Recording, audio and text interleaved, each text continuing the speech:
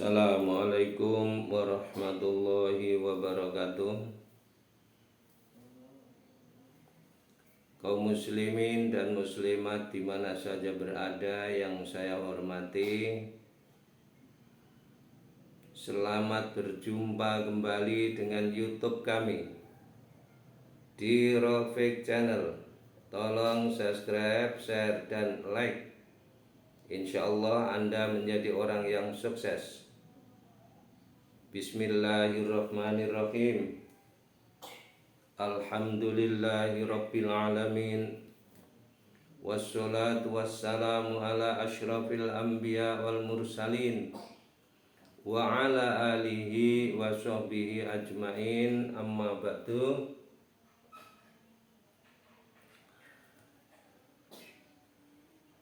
Para alim ulama yang saya muliakan, atas segala fatwa dan bimbingannya mudah-mudahan diberkahi dan diridhoi oleh Allah Subhanahu wa taala.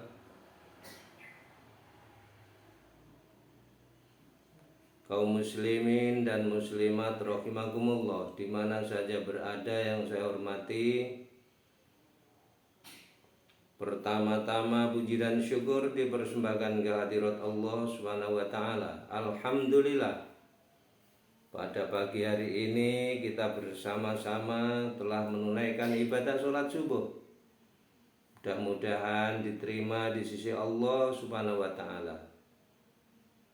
Bagi yang di Banyuwangi sudah, untuk yang di Indonesia bagian barat mungkin belum. Tunggu aja, nanti waktunya sampai, seperti yang di Pagar Alam, di Jambi, Medan, maupun sebelah sana lagi Aceh mungkin belum.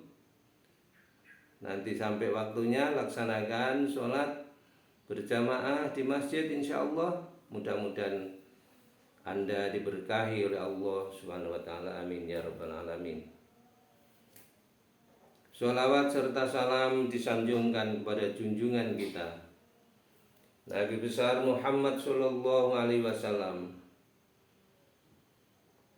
keluarga dan ahlinya, serta para sahabatnya, dan insya Allah kita semua sebagai pengikutnya mudah-mudahan nanti di yaumil qiyamah mendapat syafaat dari Rasulullah sallallahu alaihi wasallam. Amin ya rabbal alamin. Kaum muslimin wal muslimat yang berbahagia, di sini akan saya sampaikan pagi hari ini yaitu nasihat dari Imam Ghazali dalam kitab Ihya Ulumuddin. Ini nasihatnya. Kata Imam Ghazali, yang singkat adalah waktu. Waktu itu sangat singkat sekali, ya. Waktu itu tidak panjang. Perhatikan saja, dari asar ke maghrib, dari maghrib ke isya, cepat sekali. Nanti bekerja baru ewel-ewel sudah duhur datang. Nah, inilah tandanya bahwa zaman sudah akhir, waktu pun terasa singkat sekali. Makanya paling baik orang yang benar-benar memanfaatkan waktu. Tapi apabila kita terbengkalai dengan waktu, kita akan ditinggalkan oleh waktu. Makanya gunakan waktu yang sebaik-baiknya. Makanya dokter pernah berkata, time is money. Waktu adalah uang. Nah, itu gunakan sebaik-baiknya waktu itu. Ada salah satu pepatah Arab, al-waktu ad-dahab, waktu adalah emas. Nah, sangat berharga sekali kan. Makanya gunakan waktu yang sebaik-baiknya. Kemudian yang kedua adalah sebagai penipu. Apakah penipu? Di dunia ini adalah harta. Kalau kita tidak hati-hati, makanya kita akan tertipu oleh harta kita. Harta kita sendiri menipu kita. Ya, makanya hati-hati dengan harta. Ya. Apa supaya hati-hatinya? Disodakohkan sebagian, dimanfaatkan supaya bisa dimanfaatkan orang lain, fuqara, masakin, orang duafa. Dia ada mendapat bagian daripada harta yang kita miliki. Tapi kalau kita tidak begitu, kita akan tergilas oleh harta. Makanya jangan mumpung kita belum waktunya menyesal, laksanakan yang sebaik-baiknya untuk mengatur harta di dalam milik kita. Kemudian yang ketiga adalah yang dekat adalah kematian. Kematian sangat dekat sekali. Ya, ingatlah mati setiap hari, setiap saat. Insya Allah kalian akan selamat.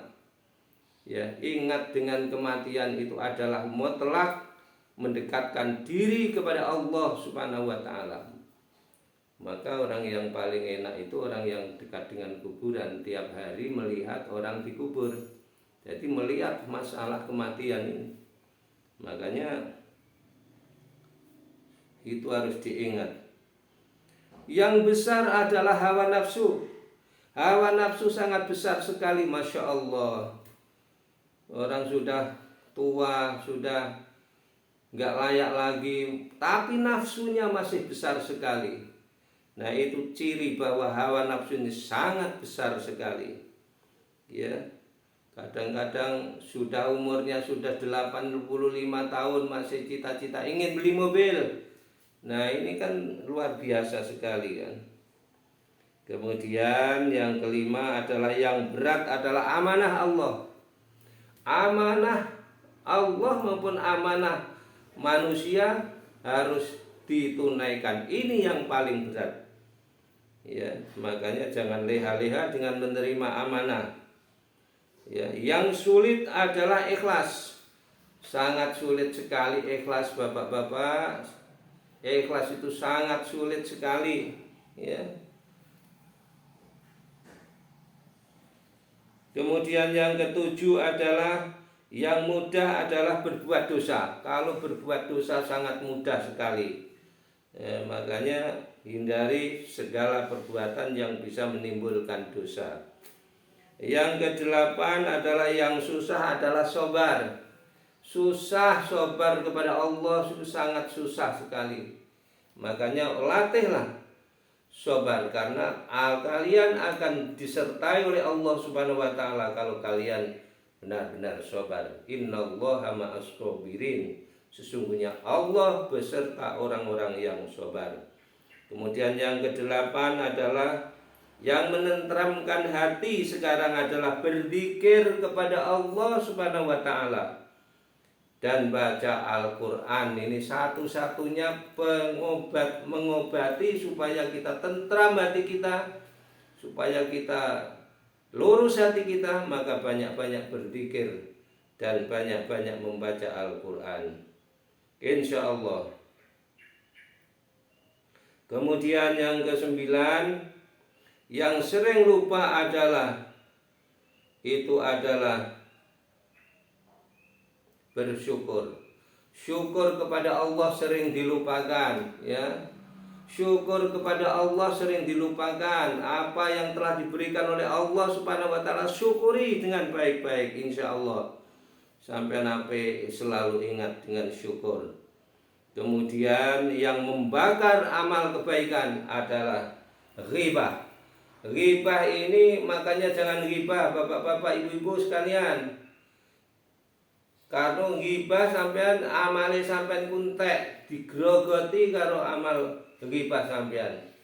Nah, demikianlah 11 penyampaian dari Imam Ghazali dalam kitab Ihya Ulumuddin.